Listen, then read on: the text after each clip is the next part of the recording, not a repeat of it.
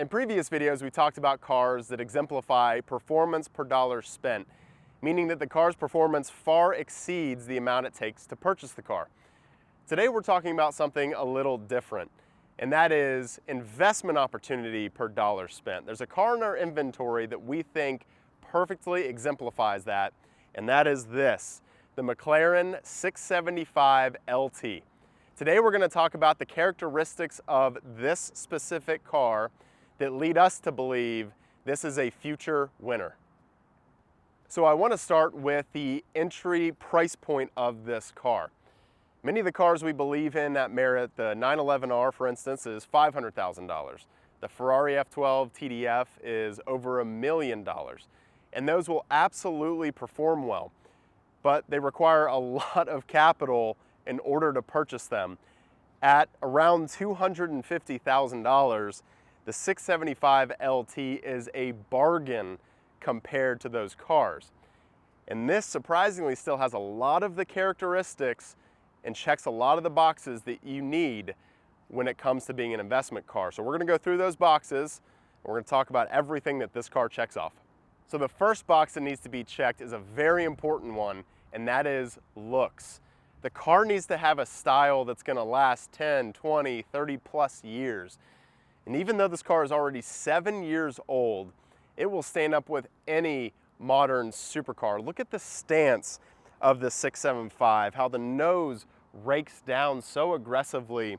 The side intakes are just large enough to give it an aggressive look. And then of course, the large wing in the back that all the LTs share just gives this car such an aggressive look. I think it's one of the best McLaren designs that they have ever done.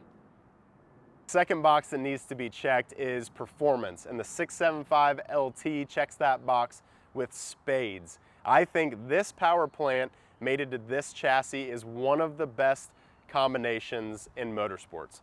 They really did develop a track car for the road. Add that with titanium exhaust from the factory, the active aero of the wing, and you have something that is unlike anything else on the road.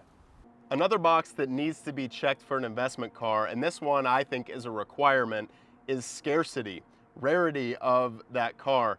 And with only 500 of these 675s being built, it really does put this car in some rare air. More 911Rs were made, more GT2 RSs were made, more Ferrari F12 TDFs were made.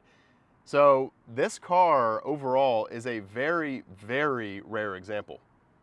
The fourth box that needs to be checked is the car memorable?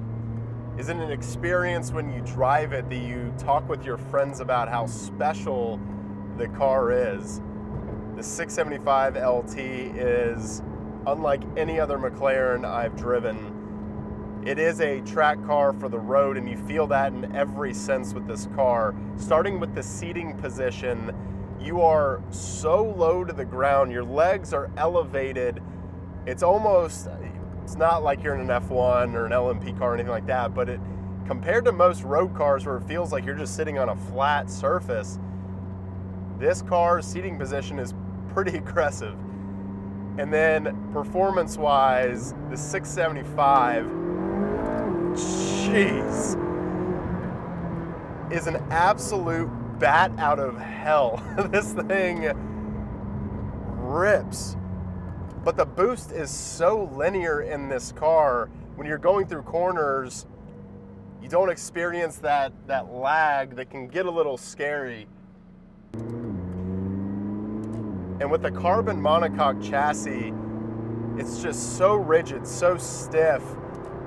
It certainly does feel like a little bit of a race car. I wouldn't take this car necessarily on long trips, but I don't care. This car is so intoxicating. The titanium exhaust screams from that V8. The downshifts are unbelievable. I have not stopped smiling since driving this car. It's just, there's a reason we tell people about this car specifically when they come in. If they're just looking in general, we love talking about the 675LT. We love getting people behind the wheel of this car because we know that after they're done driving it, not only are they going to want one, which is important for our business,